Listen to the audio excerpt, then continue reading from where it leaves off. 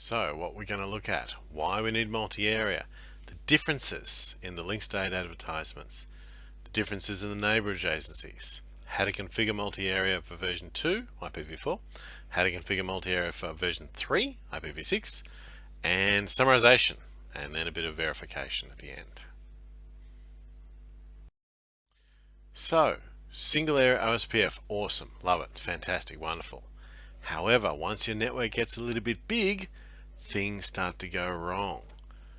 There's a poor router in the bottom left who's running out of RAM because the route table is too large. Router 1's getting way too many link state advertisements. Router 2 is constantly rerunning the open shortest path first algorithm.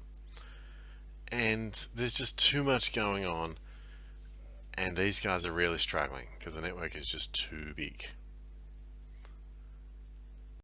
Solution: areas. Exactly the same physical routers, but now we've got them in little pockets. So now in area 1, that router only needs the routes for the networks inside area 1 and how to leave area 1. It doesn't need any more. So the size of his routing table has just shrunk dramatically. The R1 is now only touching area 1 and area 0. So it's not fussed about all the nonsense that's going on in area 51. Similarly, router 2 only cares about area 0 and area 51. So any nonsense that happens in area 1 is completely protected, it's isolated. Smaller route tables, less RAM, less computing. This is the benefit that multi-area can give us. So, but there's a hierarchy. You always have to have area 0. You always have to have area 0, and all areas must touch area 0. Or if you want to do more advanced, they must at least know their way to be able to find area 0. So the backbone area, or area 0, all areas, or area 0 must exist, and all other areas must be able to touch area 0. So that's the backbone area. Any other area that isn't 0, just a regular area, just a normal area where routers can live and survive and do their thing. So let's have a look at some terminology. The first one is an internal router.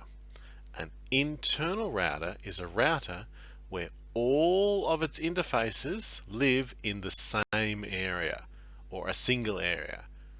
So all of the routers that are highlighted in orange, all of their interfaces exist in one area, an internal router. A backbone router is all routers that have at least one interface in area 0. So R1 and R2, they're special because they are both backbone routers and something else. Which also the other two routers in area 0, they're internal routers and they're backbone routers because they're internal to area 0 and they live in the backbone. So a backbone router must have at least one interface in area 0. An area border router is the border between two areas. So an area border router is a router that has at least an interface in two different areas. So router 1 has got an interface in area 1 and area 0, and router 2 has got an interface in area 0 and in area 51. So they're an area border router. The last one is an autonomous system boundary router. Now this router, router 1, is the only router in this whole topology that is doing something that's not pure OSPF. It has a connection to the public internet. It could be a static route or some other routing protocol, but it's not pure OSPF. So therefore it's the boundary of OSPF. As far as OSPF is concerned, this is the way out of all things OSPF. So therefore it's the autonomous system boundary router. At least one interface in a non-OSPF area. So, link state advertisements. Remember last class we looked at the 5 types of packets? Well, LSAs was one of those types, and there are 7 different types of LSAs. So let's have a look at them. The first one and the second one, type 1s and type 2s, they exist inside the same area. So type 1s are generated by the routers, and type 2s represent the networks themselves, and they're represented by an O for OSPF. So type 1s and 2s exist inside a single area. Type 3s and 4s are exactly the same as the 1s and 2s, but they only can be made by ABRs, and they're generated by their information about other areas. So 1s and 2s are information about the area you're in. 3s and 4s come from ABRs about different areas. Type 5s are external, and type 5s can only be generated by an ASBR, an autonomous system boundary router, and they describe destinations outside of OSPF. Now there is a type 6 and there is a type 7, but we don't talk about NNSA in CCNA anymore at all. It's more of a CCNP type topology. So to quickly sum up, there are 5 types you need to worry about and 3 broad categories. 1s and 2s, inside an area. 3s and 4s, from another area. 5s, external to OSPF. Let's have a look at that in practice. So we've got the route table of this lovely router here. All of the O's represent OSPF. You see that the light fawn down the bottom here is represented of a pure OSPF entry. So, and this one up here as well, 10.2.1.0. Then the purple in the middle are representative of networks that are pure OSPF, but they're in a different area. And then way at the top here, we have the orange. It's got an E2 and it's got a little asterisk. So this will be a static route that's been redistributed into OSPF. So it's external to the OSPF process, and it's got the asterisk, and the asterisk represents our default route. So O, same area as U. IA, different area, but still pure OSPF. E, show IPv6, thankfully exactly the same. All they've done is they've just changed, they've dropped the A for some reason. So your O's, pure OSPF. The purple, it's OI, so it's the same as Interarea, exactly the same. And the E2 is external to OSPF.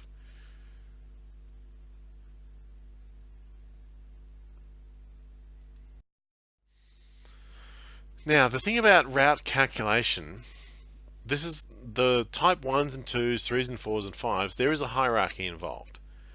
So what this slide is trying to say, and not doing a very good job, is that routes learned from inside your area are the best. You can't beat that. A static route or an external route or even a route from another area will not be able to beat information that you have learnt yourself. 3s and 4s are the next. So if you've got a bunch of 3s and 4s coming in, that's information about another area. So that's the second best in priority. Now the final one is external. So if you've got a route to an external source or an inter-area route is learnt to the same source, then the inter-area route will survive. But if the external routes is the only one of that kind, then that's the one that's going to be in your route table. So 1s and 2s are the best, 3s and 4s are the second best, 5s are the third best. So if any of them are the same as another, that's what will survive. 1s and 2s beat 3s and 4s, 3s and 4s beat type 5s.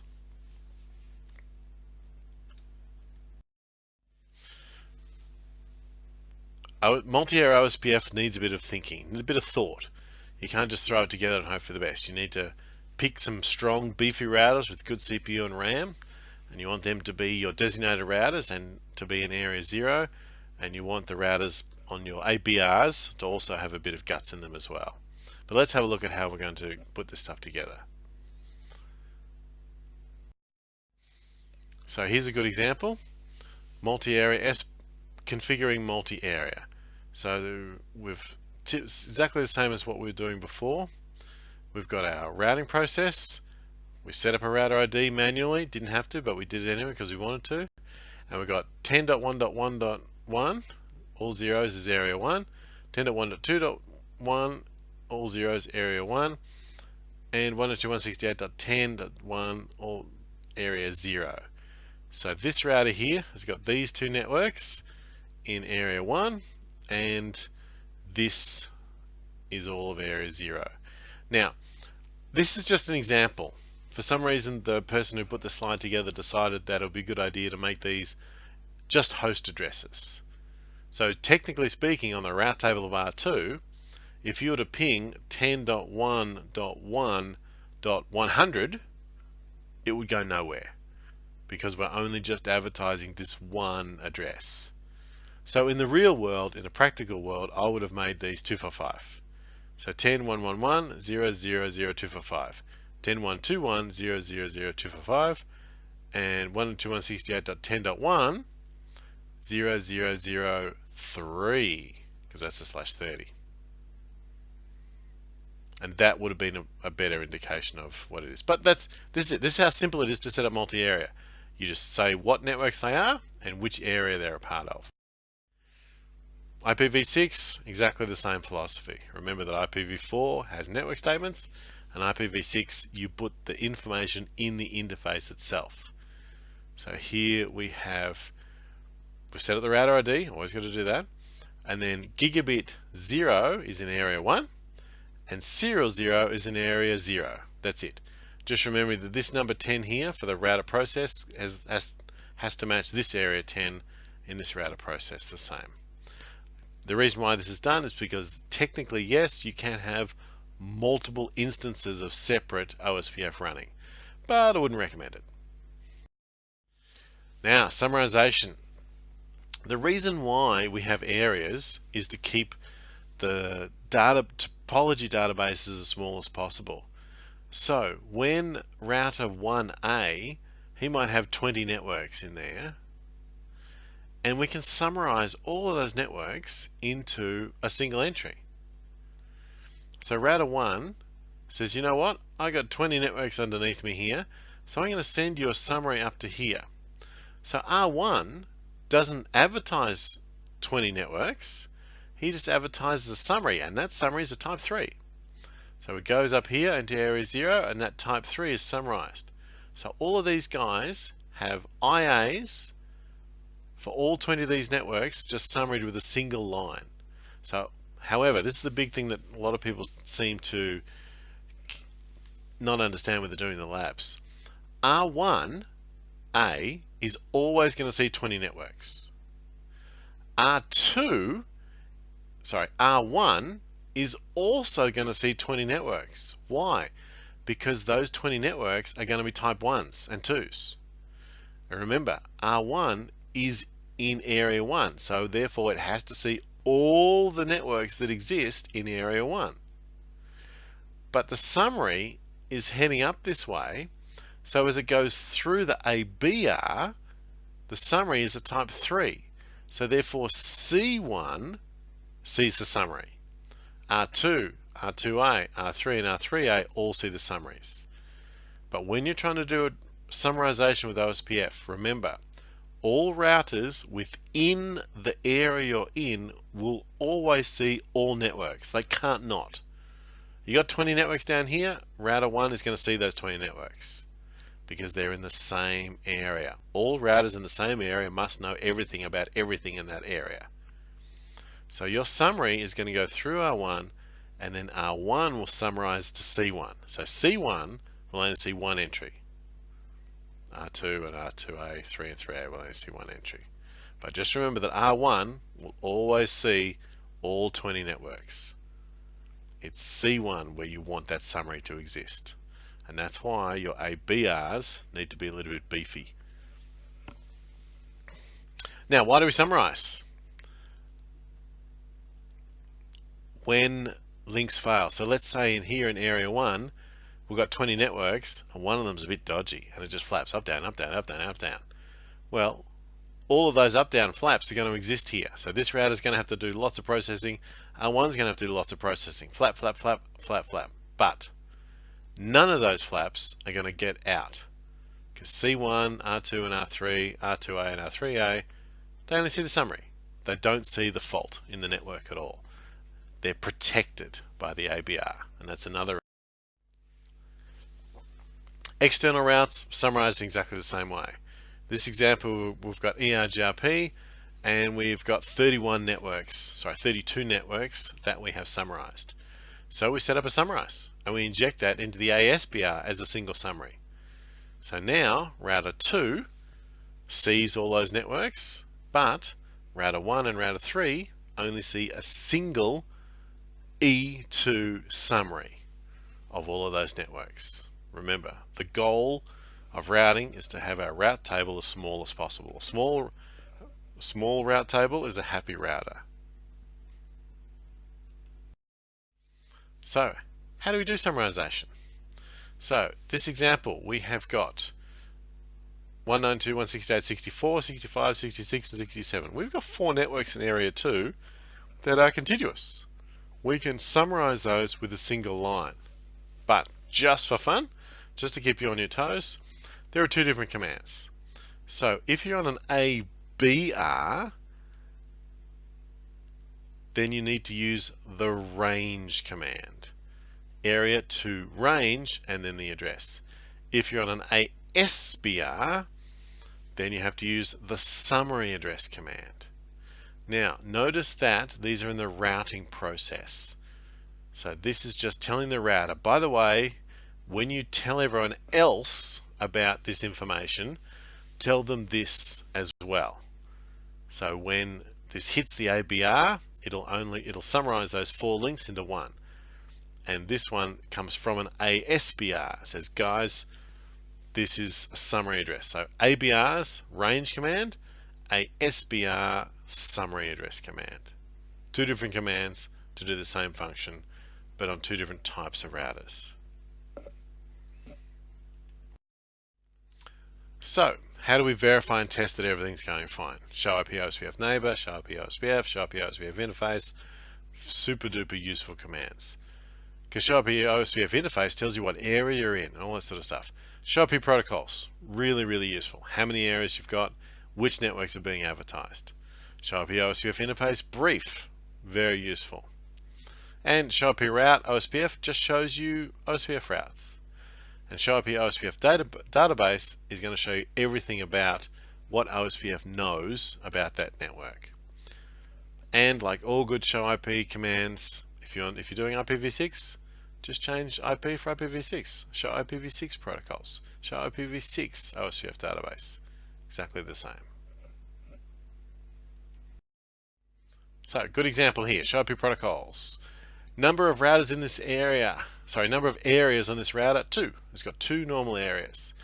It's got 10.1.1, area 1, 10.1.2 in area 1, and 192.168.10 in area 0. Down the bottom here, we've got show IP OSPF interface brief. Show.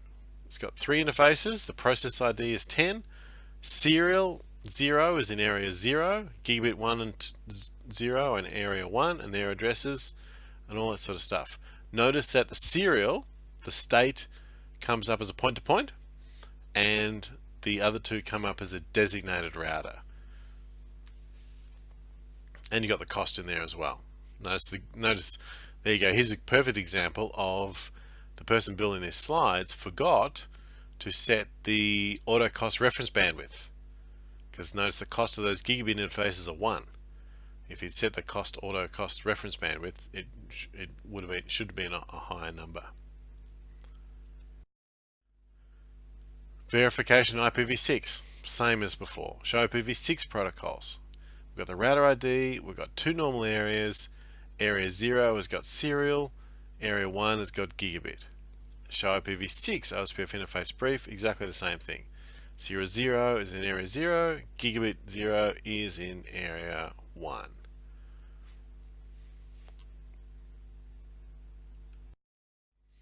So, Multi-area, it's not as scary as you think because it's all about just putting in the area command at the end of your network statements, or in IPv6 the different area commands. But you've got to know why and where to use them. And when you summarize, remember use the range command for ABRs and the summary address for ASBRs.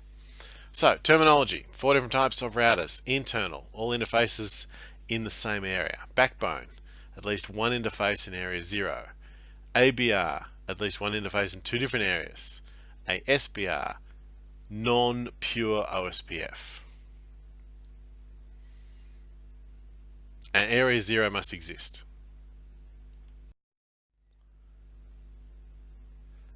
Type 1s and 2s are in the same area. Type 3s and 4s are between areas by ABRs. Type 5s are about external, things that are non-pure OSPF. Shortest path first tree is used to determine the best path. And when you look at the route table, OSPF is O. OSPF into area, your 3s and 4s, they're an IA. OSPF type 5s for externals are marked with an E. Useful commands, show up your OSPF neighbor, very useful. Show up your OSPF, show OSPF interface, show up your protocols, all super duper useful commands. And if you want same commands for IPv6, just swap IPv6. So you can almost, you almost don't need to write them down because you just know that if you're doing IP, show IP OSPF. Doing IPv6, show IPv6 OSPF. Exactly the same command. Alright, thanks very much for watching, and we'll see you in the next one.